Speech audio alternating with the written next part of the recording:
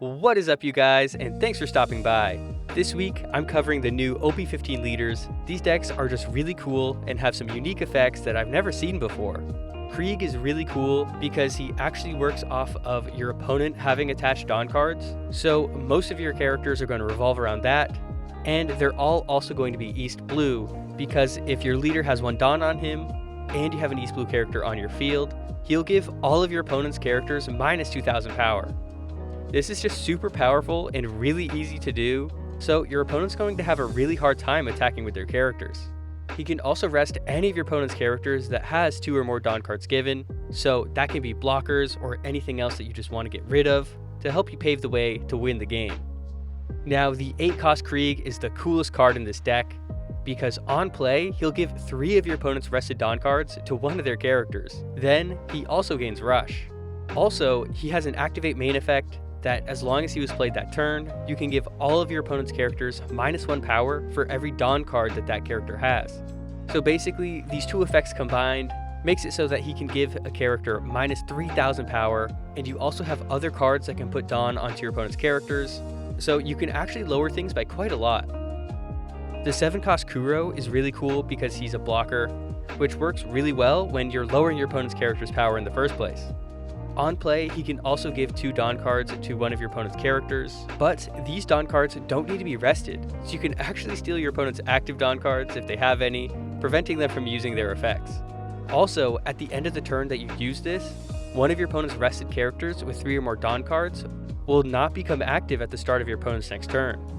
Working with your leader here, you'll give 2 Dawn cards to one of your opponent's characters, then you can rest it with your leader, then use another one of your cards to put another Dawn onto that character, unless it already had one attached, which comes up often enough actually, and then you don't have to worry about it next turn.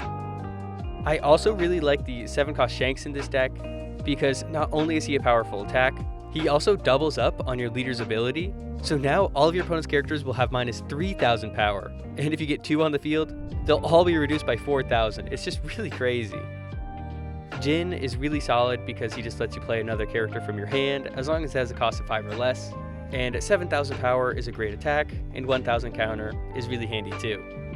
I like to play a few copies of Alvida because you can protect her if she would be KO'd, but mainly the activate main effect is really strong because you can give one of your opponent's rested Dawn cards to one of their characters, and then you have the choice to do it again to your opponent or to give yourself 1 extra Dawn card.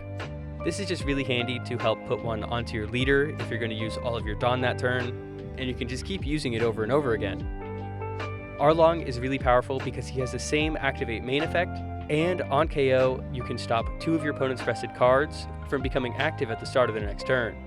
And it is rested cards, so you can target their leader and their Dawn cards to help prevent leader effects and also just stop 10-cost characters from coming down. I really like the 3-cost Buggy because when he attacks, you get to attach a rested Dawn card to either your character or your opponent's character. So if you don't need it on your opponent's character, you can just put it on him and then he's just a free swing.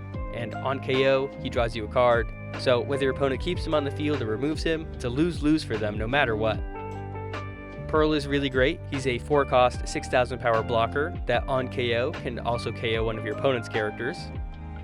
And Django is the searcher of this deck, but you can also just trash him from the field to give one of your opponent's characters a rested Dawn card to help use your other effects. This 1-cost event is basically just another searcher, and this 1-cost event is really great. It's a 1 Dawn plus 4000 power counter event that also, during your main phase, you can use it to stop one of your opponent's rested characters with a cost of 8 or less from becoming active during your opponent's next turn. So it's really helpful for defense either way.